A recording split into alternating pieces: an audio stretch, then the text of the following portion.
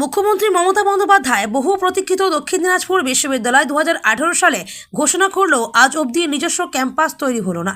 প্রান্তিক জেলা দক্ষিণ দিনাজপুরের ছেলে মেয়েদের উচ্চশিক্ষার প্রসারের লক্ষ্যে দ্রুত পরিকাঠামো গড়ে তোলার দাবিতে 3রা জানুয়ারি শুক্রবার বিকেলে দক্ষিণ দিনাজপুর জেলার জেলাশাসককে প্রতিনিধিমূলক স্মারকলিপি প্রদান করা হলো। এই স্মারকলিপি প্রদান কর্মসূচিতে উপস্থিত ছিলেন শিক্ষাবিদ নবকুমার দাস, বালুরঘাট কলেজের প্রাক্তন অধ্যক্ষ আশিস দাস, পুরসভার প্রাক্তন চেয়ারম্যান হরিপদ সাহা, নাট্যকর্মী অজয় শঙ্কর ঘোষ, দক্ষিণ দিনাজপুর জার্নালিস্ট ক্লাব ও প্রেস ক্লাবের 2 সভাপতি যথাক্রমে শঙ্কর দাস ও প্রদীপ পাল এবং সাংবাদিক শঙ্কর রায়।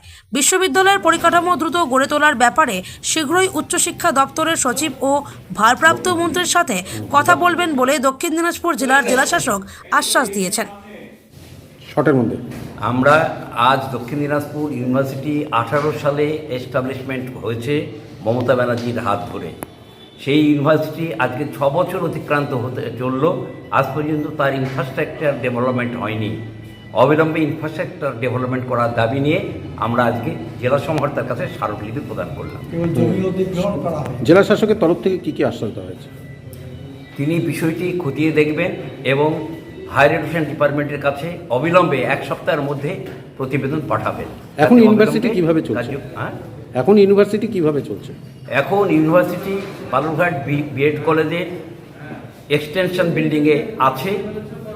আগামী দিনে এই ভিসি অ্যাপয়েন্টমেন্ট হলে সেই ইউনিভার্সিটি তার ফুল ইনফ্রাস্ট্রাকচার ডেভেলপমেন্ট হলে সেখানে স্থানান্তরিত হবে।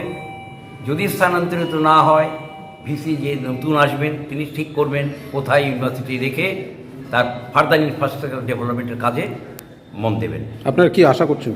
আমরা আশাবাদী, যদি ইনফ্রাস্ট্রাকচার ডেভেলপমেন্ট এই বছরের মধ্যে না হয় তাহলে বৃহত্তর আন্দোলনের পথে আমরা পা বাড়াতে বাধ্য হব।